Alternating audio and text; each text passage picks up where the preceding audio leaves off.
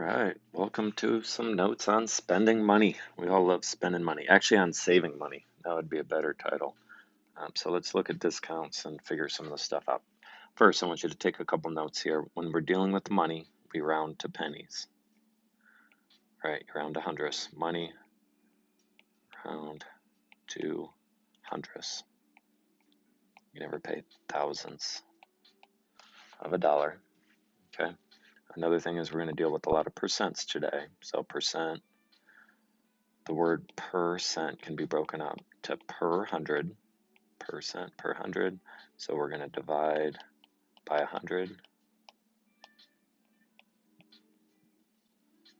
Percent, divide by 100. Another thing we're going to do today is always make sure our answer is reasonable. Always ask if your answer makes sense. Is it reasonable? If not, don't do it. All right, so to start here, an item is regularly priced at $95. That's how much it starts at. It's on sale for 80% off that price. How much in dollars is discounted from the regular price? So not how much are you going to pay, how much is discounted? Well, it's an 80% discount, so 80% of $95. And as we've talked about so many times this year, and put this over here to the side too, of means multiply.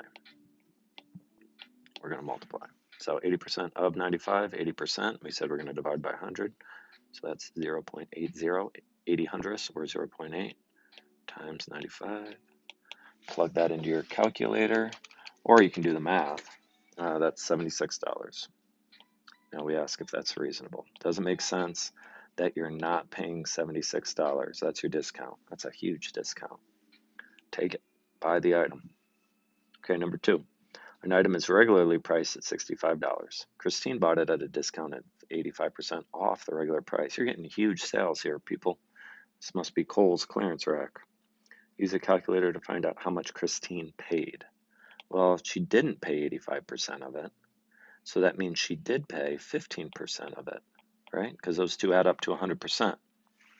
So 15%, 0.15 of 65, 15 hundredths of 65. She's only paying $9.75 for this item. Do it, Christine. Buy that item. Okay, doesn't make sense? Well, most of the time you won't see discounts like that, but here you do. Okay, you could have done this problem differently. You could have figured out what 85% of 65 is. It would have been like 55, and that's what you would have subtracted from 65, but making your life a little easier here. Okay, question 3. We got Trey, 2 coupons. He's buying a chair, going off to college. He's going to get a $22 rebate on a $55 chair. So a rebate means money back. Menards is notorious for this. So we're going to do 55 minus 22. That's $33. Okay, that's with coupon A. Okay, coupon B now. 35% off the chair of $55. So 35% off means he's paying 65%. So we're going to figure out 65% of, multiply 55.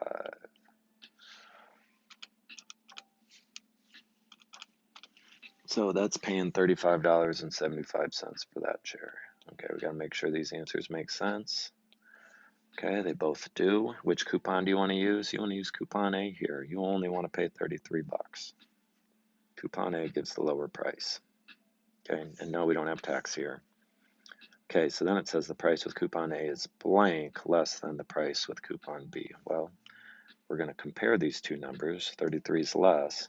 How much less? Well, let's line up our decimals and subtract. This is even faster than a calculator.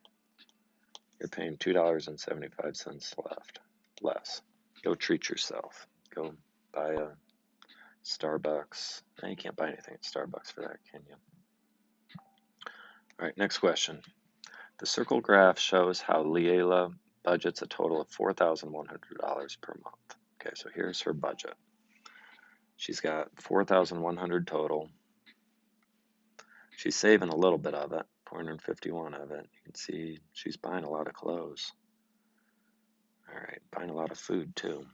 All right, so find the percentage of the total budget for each category.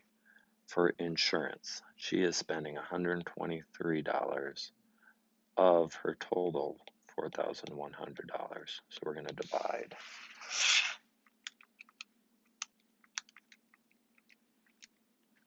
So that's going to give you 0.03, 300ths. 300ths, to change it to a percent, we're going to multiply by 100. So 3% of our money goes to insurance. Okay, next let's figure out food. $697. And divide that by 4,100. And you don't have to do this with your calculator. I do want you to write the work, write what I'm doing, but you don't have to pull out a calculator.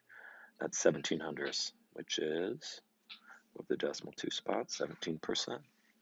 For entertainment, $287. That's a lot of Netflix. Okay, 287 divided by 4,100 gives you 0.07. Make sure we're going the right way with the decimal. If we would go the other way, you're going to come up with 7 10,000ths, which does not make sense. I'm going to multiply by 100 to get 7%. All right, so if I would add all these all up, it'd all add up to 100%. We can also look at how big of that slice of pie is. You can see that it's less than a tenth, so it's going to be less than 10% of that pie. That's reasonableness, folks. Okay, last question. Elsa saved up to buy a new pair of shoes and now has $50. The shoe cost total $65. This weekend, only the shoes are $20 off. This is the only sale of the shoes this year. She wants to go bowling with her friends this weekend, which would cost $40 of the money she saved, but she decides not to go. Okay, lots of info in there. Let's deal with it step by step. What is the sale price for the shoes this weekend? Okay, so the shoes normally cost $65, and this week they're $20 off that. So the shoes this week is $45. Suppose Elsa has decided to go bowling. How much money would she have then? Okay, so it costs $40 to go bowling. Man, that's expensive. And she now has $50. So if she has $50 and she's spending $40 bowling, again, that's a subtraction problem. She's only going to have $10. So which item is true? Elsa's decision not to go bowling means she can afford shoes this weekend. If she doesn't go bowling, can she buy the shoes? Sure. Even though Elsa didn't go bowling, she can still afford the shoes. She's only got $10 if she does that. Okay, so what should she do? Go bowling or buy the shoes? Yeah, it's one of those priorities. All right, I'll see you guys later.